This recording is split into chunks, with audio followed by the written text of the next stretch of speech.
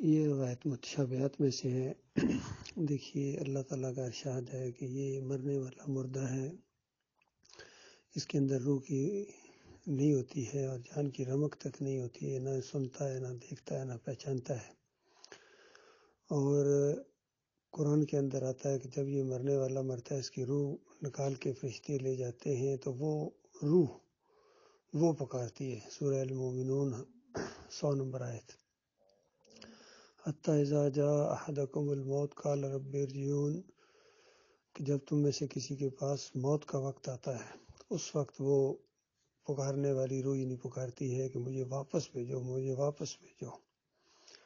لعلی اعمل صالحا فیما ترکت کلا انہا کلمۃ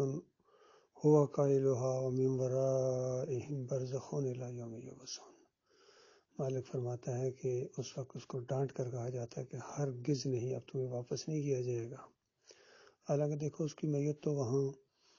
پڑی ہوتی ہے، لوگ اس کے اوپر رو رہے ہوتے ہیں یا اس کو اپنی آنکھوں سے دیکھ رہے ہوتے ہیں، لیکن یہ معاملہ روح کے ساتھ ہوتا ہے جو اس کو فرشتے نکال کے لے جاتے ہیں۔ اور کہا جاتا ہے وَمِن وَرَائِهِمْ بَرْزَخٌ إِلَىٰ يَوْمِ يُبْعَثُونَ، اب ایک برزخ حائل ہے دوبارہ اٹھنے کے دن تک، اب تو واپس دنیا میں نہیں جا سکتی ہے۔ تو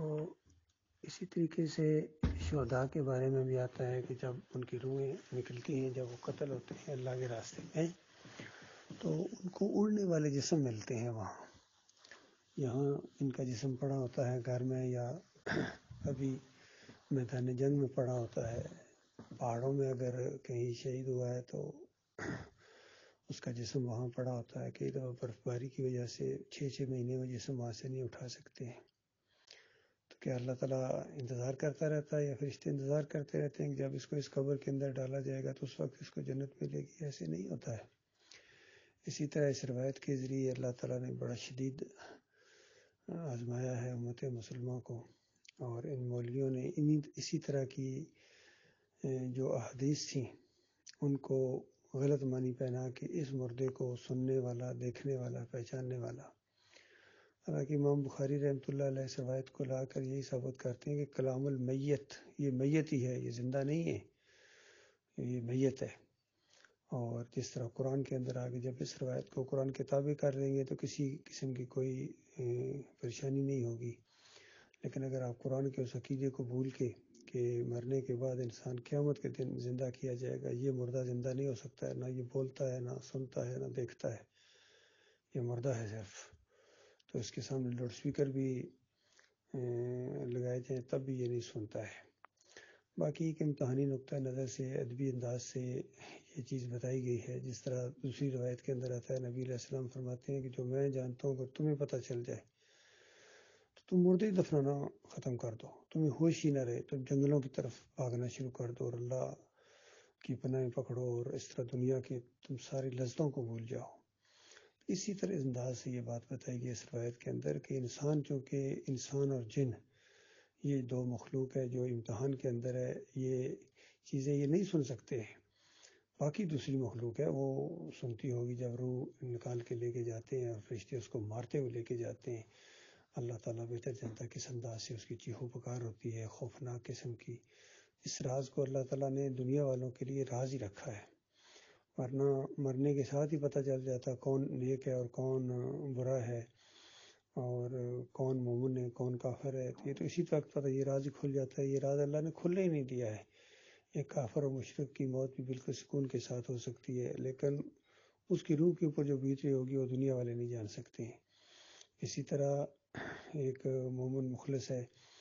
وہ بظاہر ہو سکتا ہے مرتے وقت بہت تکلیف کے اندر ہو، لیکن اس کی آخری تکلیف ہوتی ہے، مرنے کے ساتھ ہی، روح نکلنے کے ساتھ ہی اس کی ساری تکلیفیں ختم ہو جاتی ہیں، فرشتے اس کو جنت کی خوشخبریاں سناتی ہیں اچھے ٹھکانے کی۔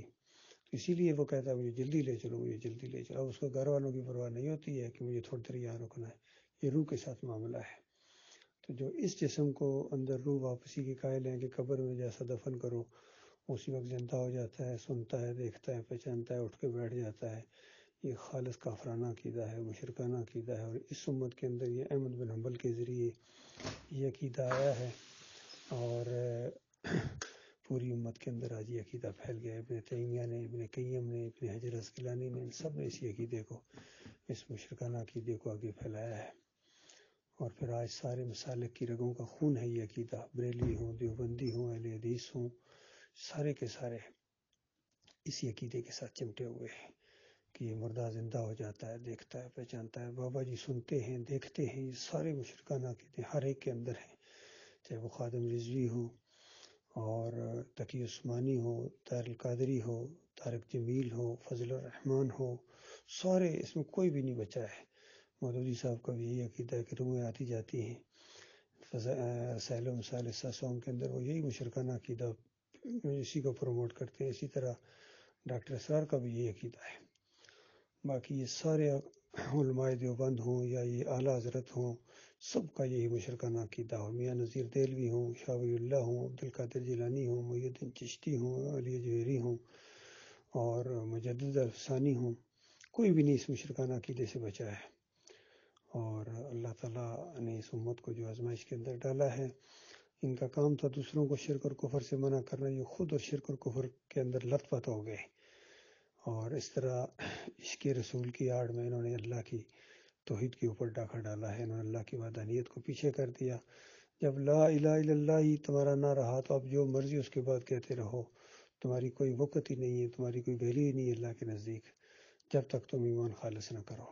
اللہ تعالیٰ غور و فکر کرنے کی توفیق عطا فرمائے۔